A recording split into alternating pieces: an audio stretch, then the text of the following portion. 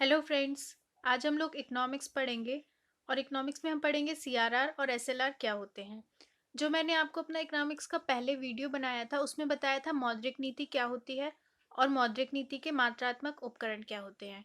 तो जिस माध्यम से आरबीआई बाजार में मुद्रा की तरलता को नियंत्रित करता है वो उसके मात्रात्मक उपकरण होते हैं।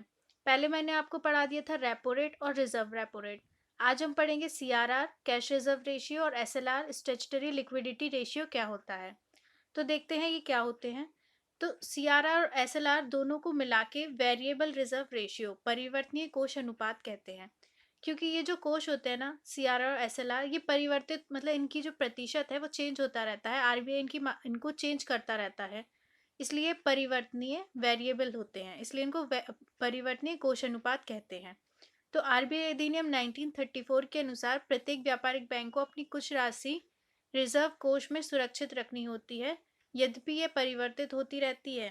ये रिजर्व कोष दो प्रकार के होते हैं, मतलब हर बैंक को अपनी कुछ राशि रिजर्व कोष में सुरक्षित रखनी होती है। मान लीजिए कि बैंक के पास 10 रुपए हैं, मतलब मानने के लिए बोल रही हूँ, सपोज 10 रुपए हैं, तो 3 रुपए उसको अपने आरबीआई के पास रखने पड़ेंगे सुरक्षित।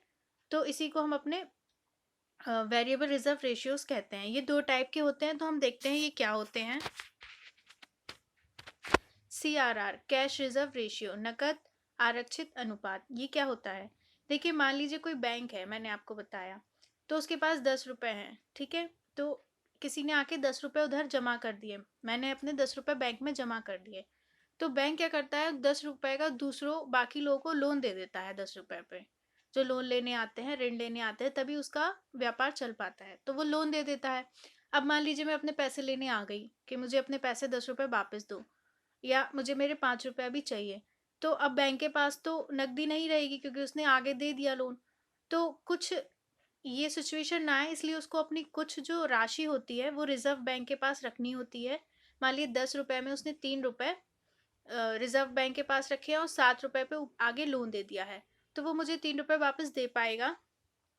ये मैं बहुत छोटी राशि समझाने के लिए बता रही हूँ, होती बहुत करोड़ों में है। तो कुछ राशि जो उसने अपनी रिजर्व बैंक के पास रख दी सुरक्षित, इसी को ही कैश रिजर्व रेशियो कहते हैं। ये कैश में रखता है वो, ठीक है। बैंकों में ग्राहकों द्वारा नकदी निकालने की स्थिति में नकदी की पर्याप्त उपलब्धता सुनिश्चित करने के लिए बैंकों को अपनी कुल जमा एनडीटीएल का एक निश्चित प्रतिशत आरबीआई के पास रखना होता है, जिसे सीआरआर कहते हैं। मैं अभी आपको समझाऊंगी एनडीटीएल क्या होता है। पहले आप समझ लीजिए कैश रिजर्व रेशियो क्या होता है, कि बैंक को अपना कुछ कैश आरबीआई के पास सुरक्षित रखना होता है। जितना आरबीआई बताता है कि आपको इतना प्रतिशत रखना है हमारे पास, उसी को हम सीआरआर कहते हैं। सीआरआर के माध्यम से बैंकों की साख सृजन क्षमता को नियंत्रित किया जा सकता है तथा ये दीर्घकालिक मुद्रास्फीति के नियंत्रण में भी सहायक है।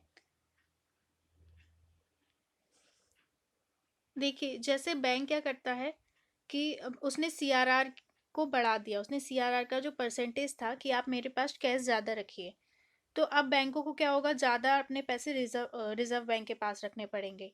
तो इससे क्या होगा कि उनकी तरलता कम हो जाएगी और बैंकों की साख सृजन क्षमता कम हो जाएगी, मतलब वो कम क्रेडिट कम लोन दे पाएगी। इससे क्या होगा कि तरलता में कमी आएगी और मुद्रास्फीति में भी कमी आएगी। इसके विपरीत क्या होता है कि जब सीआरआर को, जब बाजार में मंदी होती है तो आरबीआई सीआरआर को कम कर देता है, तो बैंकों के पास पूंजी ज़्यादा रहेगी लोन देने के लिए। इससे बाजार में तरलता बढ़ जाएगी और इस तरीके से समग्र मांग भी बढ़ जाएगी। तो चलिए अब हम देखते हैं एनडीटीएल क्या होता है। देखिए कोई बैंक होता है ना, तो वो बैंक क्या करता है, डिपॉजिट लेता है और लोन देता है। बैंक के दो काम होते हैं, जो मेन दो काम होते हैं। मतलब बैंक ने किसी से जमा लिया, कुछ पैसे लिए और उस पर दूसरे को लोन दे दिया, ठीक है। तो जो वो लोन देता है वो उसकी एसेट होती है। तो ऋण जो होती है वो एसेट कैसे होती है, क्योंकि लोन पे उसको ब्याज मिलेगा, लोन वापस मिलेगा, तो वो उसकी एसेट है। लेकिन जो डिपॉजिट है वो उसकी लाइबिलिटी है। क्यों लाइबिलिटी क्यों है, देता क्यों है, क्योंकि उसको डिपॉजिट भी वापस करना है, उस पर ब्याज भी देना है। तो डिपॉजिट जो होता है वो बैंक की लाइबिलिटी होती है और जो लोन होता है वो उसकी एसेट होती है।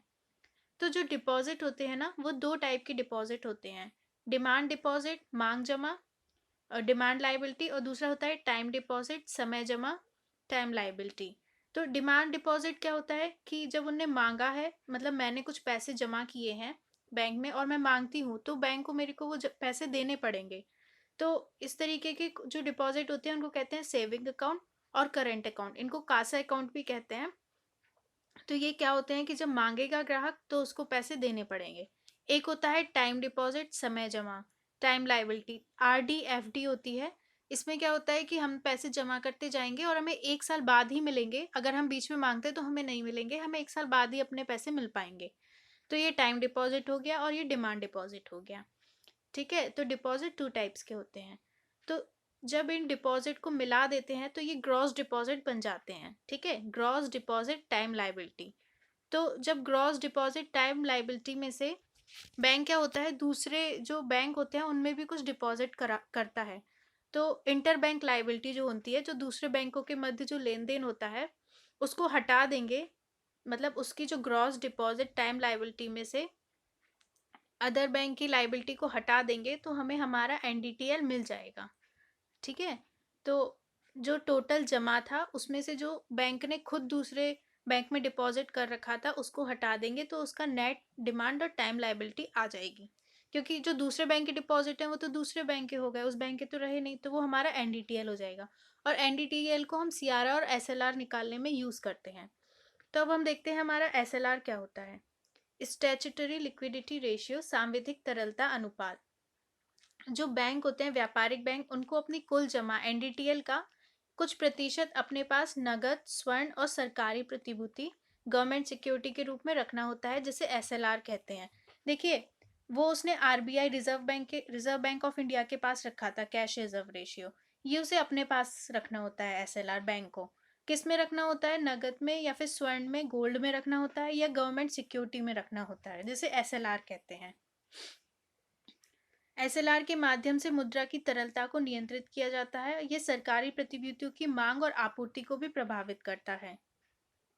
तो देखिए कैसे करता है कि जब अगर एसएलआर बैंक बढ़ा देगा तो जो वाणिज्यिक बैंक होंगे उनको अपने पास ज़्यादा पूंजी रखनी होगी, तो उनके पास तरलता कम हो जाएगी, मतलब पैसे कम हो जाएंगे। ठीक है, तो जो वाणिज्यिक बैंक है उनकी साक्ष्य जन क्षमता कम होगी और जो ब्याज दर होगी वो बढ़ जाएगी। उसके बाद अर्थव्यवस्था में भी जो समग्र मांग होगी वो कम हो जाएगी, जिससे हमारी जो मुद्रास्फीति है वो नियंत्रित होगी। इसके विपरीत अगर वो एसएलआर को कम करता है तो जो वाणिज्यिक बैंक होंगे उनको अपने पास कम पूंजी रखनी पड़ेगी, जिससे बैंक की तरलता बढ़ेगी और वो उसकी साक्ष्य जन क्षमता यानी वो क्रेडिट ज़्यादा दे पाएगा और ब्याज दर में कमी कर देगा। सिंपल सा ऐसे समझिए फ्रेंड्स कि अगर उसके पास 10 रुपए हैं, 10 रुपए में से अगर उसको सिर्फ 2 रुपए रखने हैं तो वो 8 रुपए पे क्रेडिट बैंक दे पाएगा। लेकिन अगर मान लीजिए उसे 5 रुपए रखने हैं तो वो सिर्फ 5 रुपए पे क्रेडिट दे पाएगा। तो इससे तरलता, जो मनी का फ्लो होता है और जो साक्षजन क्षमता होती है, मुद्रास्फीति होती है, ये सब जो होता है आरबीआई बैंक बाजार में नियंत्रित कर पाता है इन दोनों की वजह से। तो आई होप ये टॉपिक्स आपको बहुत अच्छे से समझ में आए होंगे। Thank you so much. अगर आपको कुछ समझ नहीं आता है तो आप मुझसे पूछ सकते हैं। किसी भी तरीके का क्वेश्चन अगर पढ़ाई से रिलेटेड है यू कैन आस्क। और प्लीज़ इस वीडियो को लाइक, सब्सक्राइब, कमेंट, शेयर करिए। Thank you.